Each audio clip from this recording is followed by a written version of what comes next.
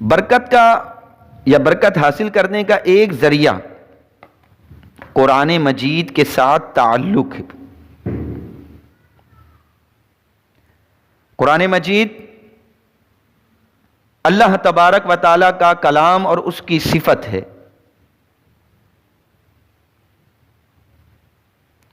رب تعالی خالق ہے اور مخلوق میں سے کوئی بھی شے اس کے مثل نہیں ہو سکتی، ایسے ہی اللہ تبارک و تعالیٰ کا کلام بھی بے مثال ہے اور مخلوق میں سے کوئی شے بھی اس کے برابر نہیں۔ اللہ نے اپنے قرآن مجید میں دنیا آخرت کی برکات رکھی ہیں۔ سورہ صاد میں اللہ ارشاد فرماتا ہے یہ قرآن برکت والی کتاب ہے جو ہم نے آپ کی طرف نازل کی تاکہ لوگ اس کی آیتوں میں غور و فکر کریں اور عقل مند نصیحت حاصل کریں۔ قرآن مجید برکت ہی برکت ہے۔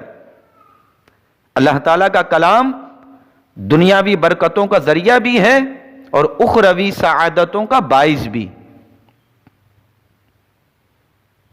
پردے میں رہ کر جو بہنیں مجھے سن رہی ہیں، یاد رکھیے قرآن کی زیارت کرنا بھی برکت، محبت و تعظیم کے ساتھ اسے چھونا بھی برکت، پیار سے بوسہ لینا بھی برکت، اس کا گھر میں موجود ہونا بھی برکت، اس کی تلاوت کرنا بھی برکت، اسے سمجھنے کے لیے غور و فکر کرنا بھی برکت، اس کے احکام پر عمل کے لیے کوشش کرنا بھی برکت ہے۔ رب تعالی نے قرآن مجید کو مبارک قرار دے کر برکت کی تلاش کرنے والوں کو دعوت دی کہ قرآن کریم کے ساتھ تعلق مضبوط کر لو، مضبوط کر لو، دونوں جہان میں برکتیں ہی برکتیں نصیب ہو جائیں گی۔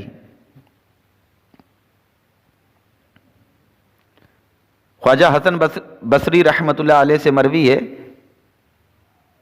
کہ مصطفیٰ کریم علیہ الصلوۃ والسلام نے ارشاد فرمایا جو شخص قرآن کی تلاوت کرتا ہے وہ فاقے میں مبتلا نہیں ہوگا اور قرآن کریم سے تعلق جوڑنے کے بغیر حقیقی مالداری حاصل ہونا ممکن ہی نہیں ہے۔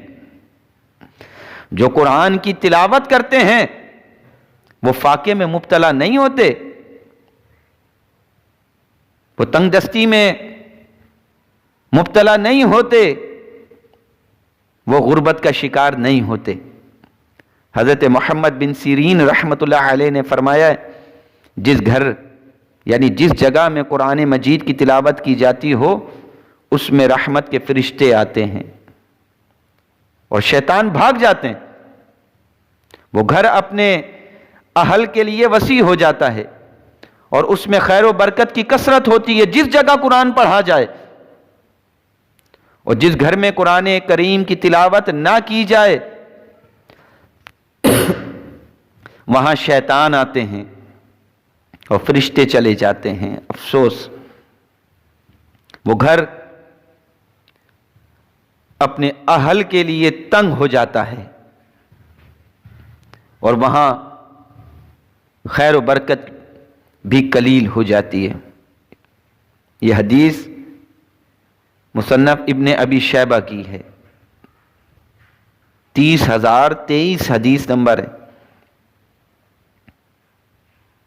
ہر مسلمان یہ عقیدہ تو رکھتا ہے کہ قرآن کریم رحمت و برکت کا ذریعہ ہے، مگر ہمارے عمل میں بہتری کی بہت زیادہ ضرورت ہے۔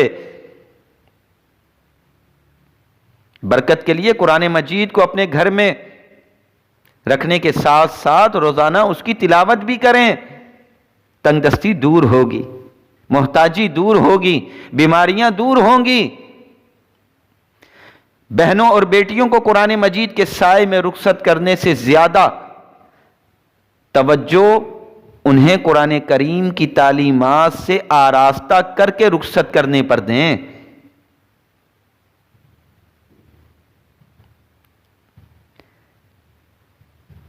فون پر صرف ہونے والے وقت میں سے کچھ لمحات بچا کر روزانہ کم از کم ایک آیت مبارکہ کی تفسیر پڑھ لیا کریں. چاہتی ہیں نا تنگ دستی دور ہو جائے، اللہ دنیا کی دولت عطا کر دے، اپنی زندگی کو قرآنی احکامات کی روشنی میں ڈھالنے کی کوشش کریں تو یقیناً ہمارے رزق، عمر، گھر، اولاد اور دیگر کاموں میں برکت ہی برکت ہو جائے گی. سورہ مائدہ میں اللہ تبارک و تعالی ارشاد فرماتا ہے، اور اگر وہ تورات اور انجیل اور جو کچھ ان کی طرف ان کے رب کی جانب سے نازل کیا گیا اسے قائم رکھتے، یعنی کتابوں کے حکم کے مطابق رسول اللہ صلی اللہ علیہ وسلم پر ایمان لاتے اور آپ کی پیروی کرتے، تو انہیں ان کے اوپر سے اور ان کے قدموں کے نیچے سے رزق ملتا، یعنی رزق کی کثرت ہوتی اور ہر طرف سے رزق عطا کیا جاتا. توریت و انجیل کے حکم پر عمل کرنے کی اس قدر عظیم الشان برکت ہے تو قرآن پہ عمل کی کیا شان ہوگی. حضرت طلحہ رحمت اللہ علیہ نے فرمایا ہے، یہ بات معروف تھی، عام تھی کہ جب کسی مریض کے پاس قرآن مجید پڑھا جائے تو اسے افاقہ ہو جاتا ہے. کہتے ہیں کہ میں سیدنا ایک صحابی کے پاس حاضر ہوا، وہ بیمار تھے. میں نے پوچھا آج تو آپ بہت بہتر معلوم ہو رہے ہیں. انہوں نے فرمایا میرے پاس قرآن مجید کی تلاوت کی گئی ہے. سبحان اللہ. شعب الایمان کی حدیث 2343. یہ قرآن کی برکت ہے. میری بہنوں، قرآن مجید یہ ہمارے لیے ذریعہ نجات جہاں ہے وہاں دنیا میں ہمارے لیے برکت کا ذریعہ بھی ہے.